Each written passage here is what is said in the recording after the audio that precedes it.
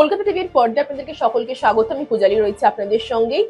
রাজ্যের শুরু হচ্ছে আয়ুষ্মান ভারত প্রকল্প। জানা যাচ্ছে 16ই অগস্ট, যেদিন অন্যান্য বছর যেখানে খেলা দিবস হিসেবে যেটা পালিত হতো, কিন্তু সেখানে কিন্তু এই বিজেপি সরকার আসার পরে কিন্তু সেই খেলা কিন্তু বদলে গেছে। জানা যাচ্ছে আজ থেকেই এই স্বাস্থ্যর কথা মাথায় রেখেই কিন্তু মুখ্যমন্ত্রীর তরফ থেকে কিন্তু আজ থেকেই শুরু হচ্ছে আয়ুষ্মান ভারতের এই প্রকল্প। জানা যাচ্ছে প্রায় 1,50,00,000 মানুষ কিন্তু পরিবার কিন্তু এই আয়ুষ্মান ভারতের কিন্তু প্রকল্প পাবেন, যেখানে কিন্তু ইতিমধ্যেই 6 কোটি মানুষের এই প্রকল্পের সুবিধা পাবেন বলে আশ্বাস দিয়েছেন মুখ্যমন্ত্রী শুভেন্দু অধিকারীর তরফ থেকে।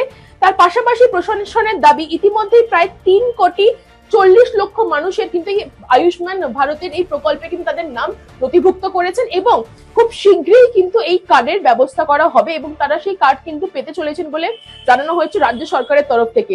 এই প্রকল্পের বাস্তবায়ন পাশাপাশি দ্রুত কার্ড বিতরণ এবং পরিষেবা চালুর দিকেও কিন্তু নজর রাখছে প্রশাসনের তরফ থেকে। তার পাশাপাশি এটা আমি বলে রাখবো, আজ 16ই অগস্ট সেখানে কিন্তু এই কার্ড বিতরণ হবার কিন্তু কথা আশ্বাস দিয়েছেন এবং খুব শীঘ্রই কিন্তু এই আয়ুষ্মান ভারতের যে কার্ড কিন্তু খুব শীঘ্রই দ্রুত কিন্তু মানুষের হাতে পৌঁছাবে। ইতিমধ্যেই কিন্তু 1,50,00,000 পরিবার এই আয়ুষ্মান ভারত বা তার বিনিময় 1,50,00,000 পরিবার সেখান থেকে, অর্থাৎ প্রায় 6 কোটি মানুষ কিন্তু এই আয়ুষ্মান ভারতের জন্য তাদের নাম নথিভুক্ত করেছেন। ইতিমধ্যেই কিন্তু রাজ্য সরকারের তরফ থেকে 3,40,00,000 মানুষের নাম আয়ুষ্মান ভারতের নথিভুক্ত হয়েছেন বলে জানানো হয়েছে রাজ্য সরকারের তরফ থেকে। তার পাশাপাশি যেটা জানা যাচ্ছে, এই আয়ুষ্মান কার্ড অর্থাৎ আয়ুষ্মান ভারতের যে কার্ড সেটা কিন্তু বেসরকারি হাসপাতালেও কিন্তু অ্যাপ্লিকেবল হবে। তার ফলে কিন্তু যেই চিকিৎসক বা যেই চিকিৎসার জন্য মানুষ কিন্তু এত চিন্তা করতেন বা যাদের ক্ষমতা হতেন না এই তাদের কোনো রোগ হলে যে সেই চিকিৎসা করার জন্য, সেই ফলে কিন্তু এই আয়ুষ্মান কার্ড কিন্তু অ্যাপ্লিকেবল হয়েছে।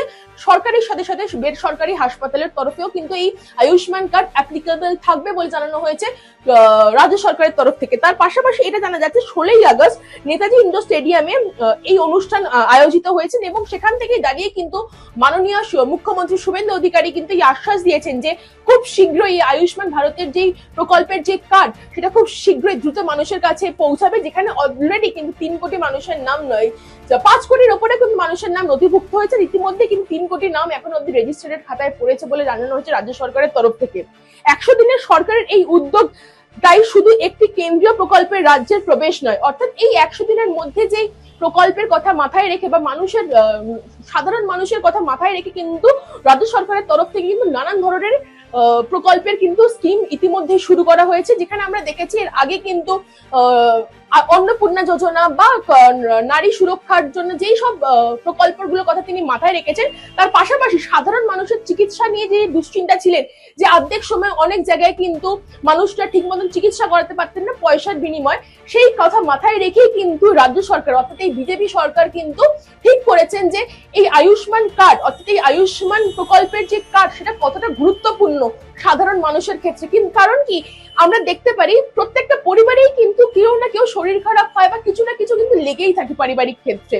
তার ফলেই কিন্তু এই মানুষের কথা, সাধারণ মানুষের কথা মাথায় রেখে এই প্রকল্পের কিন্তু উদ্যোগ নিয়েছেন এবং মাননীয় মুখ্যমন্ত্রী শুভেন্দু অধিকারী কিন্তু জানিয়েছেন খুব শীঘ্রই এই আয়ুষ্মান ভারতের এই কার্ড তারা খুব শীঘ্রই রেজিস্টার করবেন এবং খুব শীঘ্রই তারা কিন্তু এই কার্ড সাধারণ মানুষের হাতে পৌঁছে দেবেন। এবং তার পাশাপাশি আরেকবার আমি বলে রাখবো এই কথাটা, যে আয়ুষ্মান ভারতের যে কার্ড সেই প্রকল্পের কার্ড কিন্তু সরকারের সাথে সাথে বেসরকারি হাসপাতালেও কিন্তু অ্যাপ্লিকেবল থাকবে বলে জানানো হয়েছে বিজেপি সরকারের তরফ থেকে। অর্থাৎ যদি কোনোদিন কারোর শরীর খারাপ হয় সেই নিয়ে কিন্তু দুশ্চিন্তা অনেকটাই কমিয়ে দেওয়া হয়েছে এবং তাদের কথা মাথায় রেখে কিন্তু এই আয়ুষ্মান ভারতের এই প্রকল্পের এই উদ্যোগ কিন্তু নেওয়া হয়েছে রাজ্য সরকারের তরফ থেকে। এই তথ্য জানতে বা অন্যান্য খবরের আপডেট জানতে চোখ রাখুন কলকাতা টিভির পর্দায় রাত দিন 7 দিন।